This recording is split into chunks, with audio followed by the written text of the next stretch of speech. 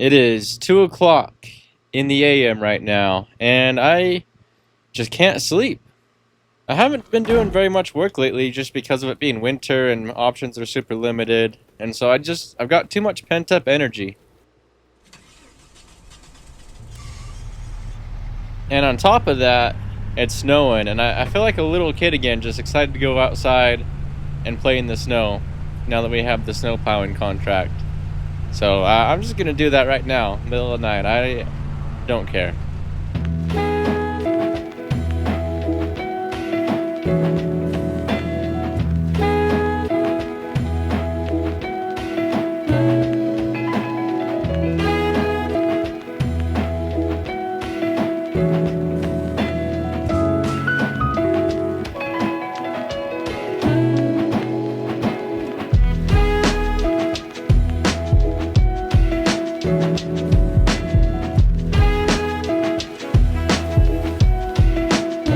Plowing snow in the middle of the night is actually pretty fun. I've enjoyed this. I also forgot to mention in the last episode that the way we're getting paid for this snowplow contract, we're not getting paid until March, because that should be when we don't have to plow snow anymore. And so it's just like an hourly type deal. I keep track of how many hours I'm doing, and then we'll get paid for that. But anyways, someone should really put their dog inside. He's always in the road. I think what I'm going to do now is just go hang out inside for a few hours until the sun comes up, because I have some work I can do to the marmot, but I don't want to do that in the dark in the snow. It's going to be too cold for that. Don't mind this crate falling through the back of my truck. That's just a minor glitch in the matrix. I'm sure it'll smooth itself out eventually. But anyways, what's in there? Obviously, it's an upgrade for the marmot. You know the routine by now.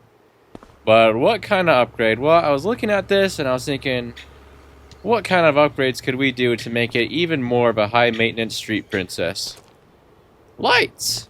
We don't have any like the chicken lights on it. I don't know why they're called chicken lights, but we need some of those. I've heard that if one of like we've all seen the trucks go by with like a million of those little lights on them.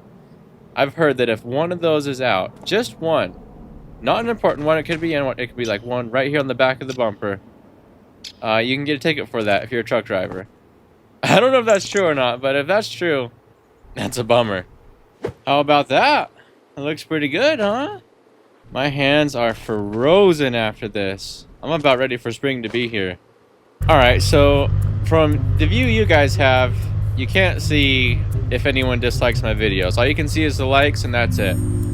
But from my view as like the channel owner, I can see if someone dislikes one of my videos.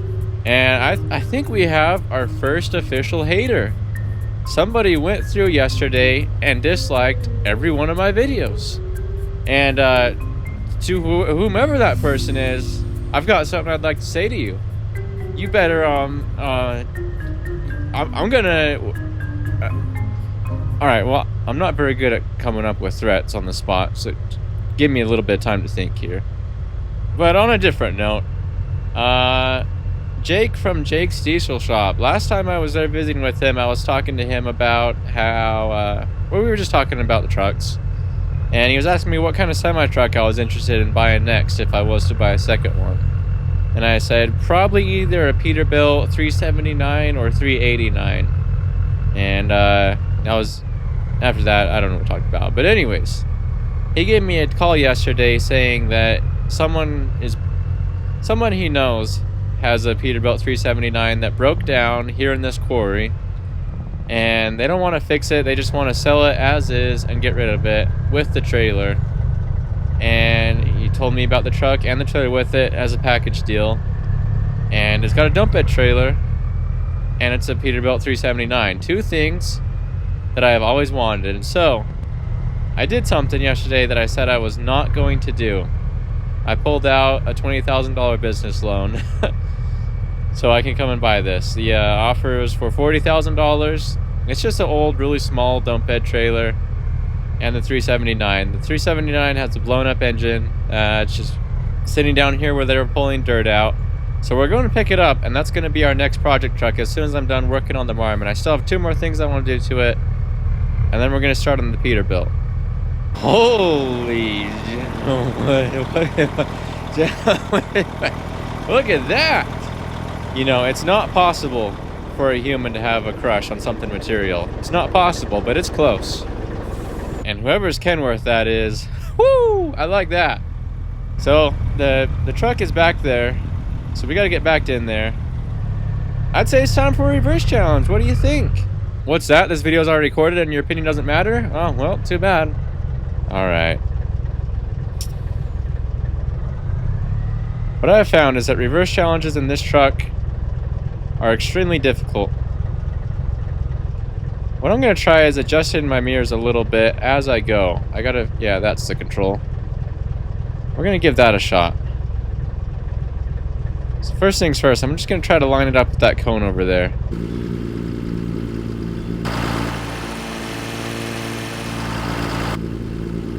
Did I just turn the opposite way I was supposed to? I don't think so.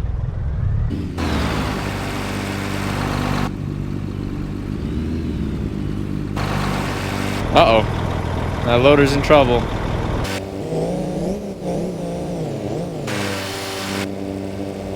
That didn't turn how I wanted it to. This is gonna be close. Maybe... Nah, we'll be alright.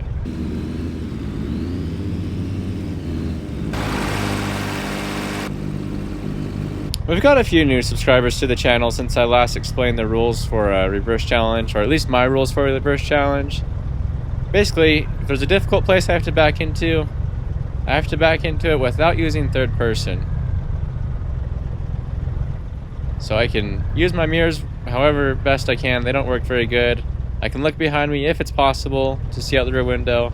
And I can get out and just look at things and see how they look. But here is our new purchase. So apparently it was a fleet truck, and the guy bought it like 6 months ago or something, starting his own little trucking business. Motor blew up, and he just said, screw it. And he's out of the trucking business. He couldn't even care to have it towed out of here. So that's kind of why I'm getting a good deal on it. I mean, I don't know if it's a good deal or not. It's old, it's blown up, but like everything looks super clean on it. The trailer is kind of old setup too, really small. But it's also got a nice setup to it. Or it's also like, it's pretty clean. Pretty clean for the age. So I'm going to make 2 trips. I'm going to load the truck on the trailer, haul it back, and then I'll just come back and pull this trailer back.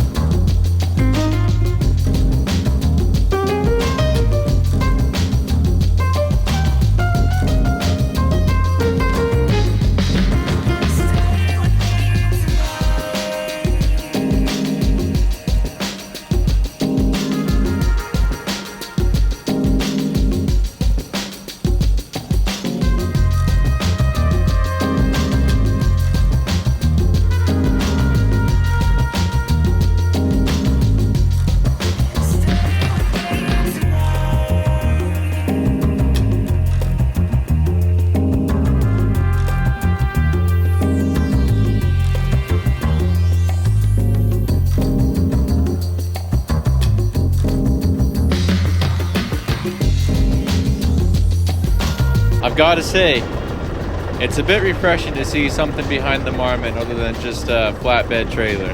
There is no room at our main yard for this trailer, so I'm thinking of parking it down here. I'm trying to figure out where, though. I mean, there's a lot of space here to work with. There could be a million areas I could park it. I think right there is the only place it'll fit. And so, of course, we have to reverse challenge it. I mean, that's kind of tricky, and the last few reverse challenges I have failed to do it good, I guess. I don't know how to really say that. So we need all the practice we can get. Well, this trailer's weird. It's so short. It's very reactive. Oh, goodness. No, you know what? We don't need practice. This is something I have down. I don't think I need to work at this anymore. Alright, this is my second attempt, third attempt. I'm not even gonna show the one before this.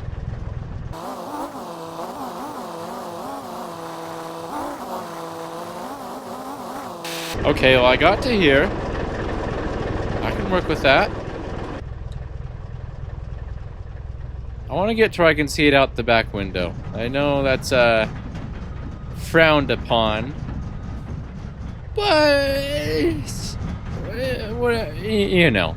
So yeah, apparently I don't know how to back short trailers just yet, but we're gonna have to learn.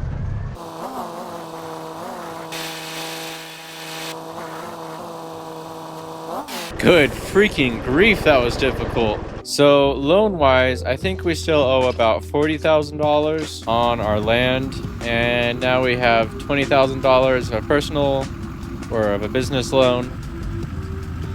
As far as the land goes, I'm still going to keep paying about $5,000 a month, but as far as the business loan goes, I'm going to try to get that paid off as soon as possible. And I think it's time for an update on the Kubota. Well, we haven't had any luck tracking it or finding it, and no, I didn't have any sort of theft insurance on it, so I'm kind of just at a total loss right now unless we can find it.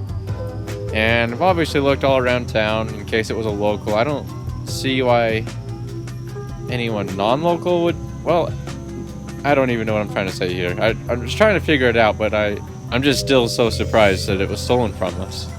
But anyways, I've been on Google Maps and I was just looking at like what kind of houses or buildings are outside of town, and I found 3 houses that are outside of town, and so I'm just gonna go act like I'm out for a drive and casually glance at people's property just in case we find something.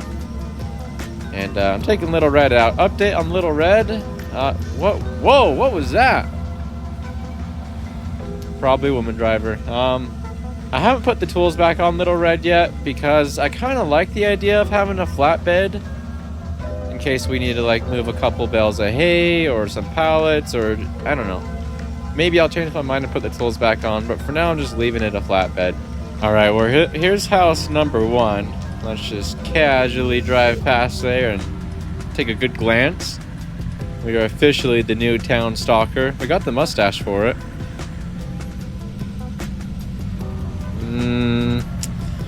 I don't think so. I don't think so. Alright, here's house number 2. I don't think we're gonna find anything here either. They don't got a garage, they don't got a fence. If they had something, we would see it. I haven't been up to the pit since it was stolen. Wouldn't it be funny if someone just stole it to get some use out of it? Yeah, no, there's nothing there. Oh shoot, this looks more like a driveway than a trail. We'll just act like we're lost. You know, actually I see something red up there. That's definitely a Kubota skid steer. What do you think the chances are that's our skid steer?